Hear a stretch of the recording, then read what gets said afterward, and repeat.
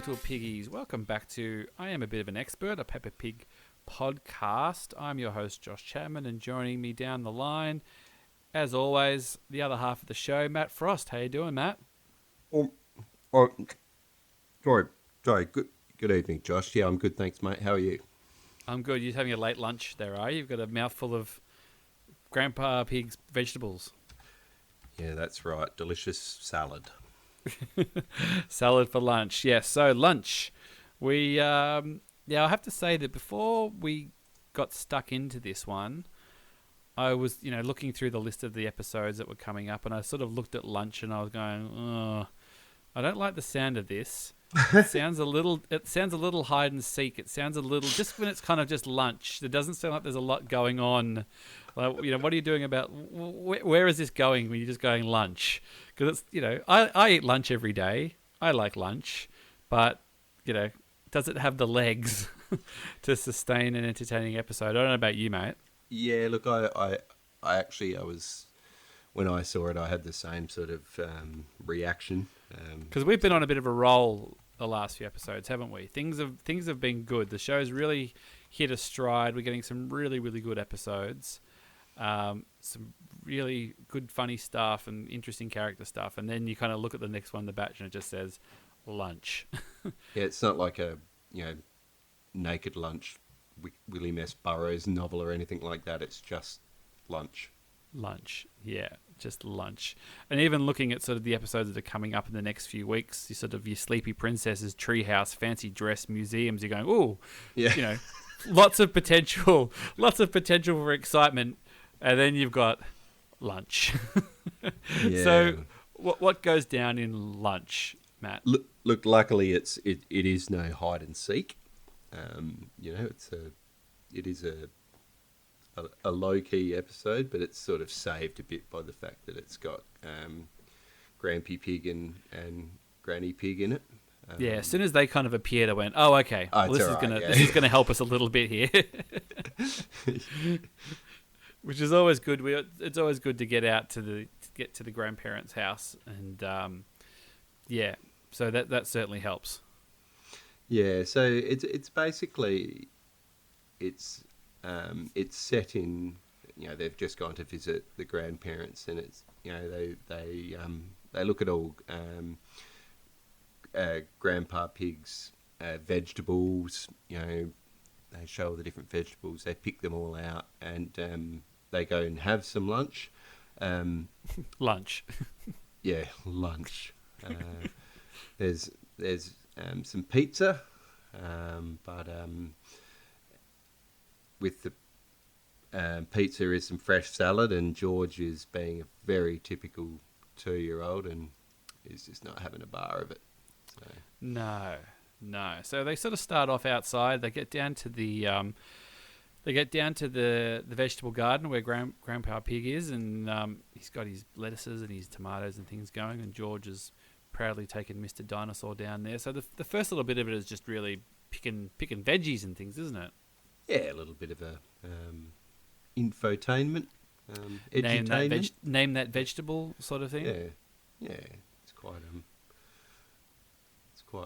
charming, really. Now this, I probably find it a little bit more charming than you, because it really reminds me of my own father. My parents have been living next to a vacant block for years and years and years. And Dad knew the people that had bought the block and was in friendly terms with them, and he was sort of negotiated being able to sort of have a epic, massive vegetable garden, almost a commercial level vegetable garden. Oh wow! So he ran water underneath the fence, and had it all irrigated, and just used to grow so many vegetables, and just give them away to all the people down there. And there's a lot of retired people down there who take them around there, and feed the masses. Yeah, but the just very recently, those people have gone into have started to get ready to build. And so a couple of mansions are going to be on top of the veggie garden. Yeah, I think it'll probably be something quite similar to theirs, but he's had to knock it all down. And Oh, the fruits of the how many labour. how many stages of grief are there? Because I've seen him in several. He was sort of in the it doesn't matter. Of course, it was always going to happen. To to I can't believe I have to buy vegetables again. But then just the absolute the Who do sad I need to sabotage to keep this thing oh going?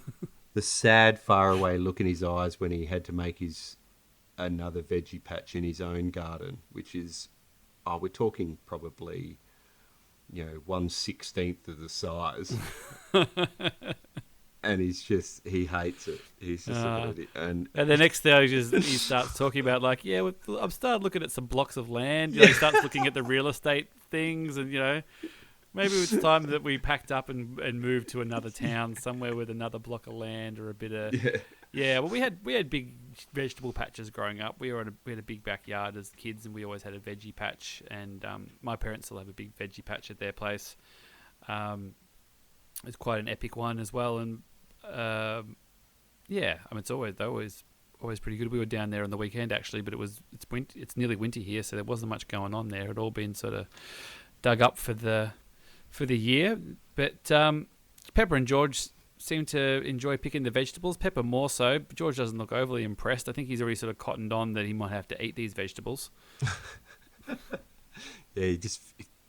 He feels the wind. He's kind of got the thousand yard stare going a little bit, hasn't he? Oh yeah, and look, we've got two very opposite kids. Where one all she wants to eat is salad, and one who's just got zero time for it. Like so, Yep. yeah. Like it's sort of I've seen the George and I've seen the anti-George. Yeah, Olive's pretty good. She's got very strange, I will say strange taste in food. She's a very good eater. She'll eat most things, but she likes salad, but she likes balsamic vinegar on her salad. She likes cheese, but her favorite cheese is blue cheese. She likes smoked salmon. She likes sushi. She just but she doesn't like eggs. So it's just, there's a few little weird things in there. She's just got back into bananas, actually. She was off bananas for years. We're trying to get her to eat bananas. And then she decided one day she likes bananas again. So we don't have too many issues at the dinner table getting her to eat stuff. We sort of tend to be able to put her favourite things in front of her, or things that we know that she'll eat. Vegetables and salads and stuff aren't really an issue if we got to, prepare it the way that she likes it. Yeah, it's just it's just the nerves of delivering it.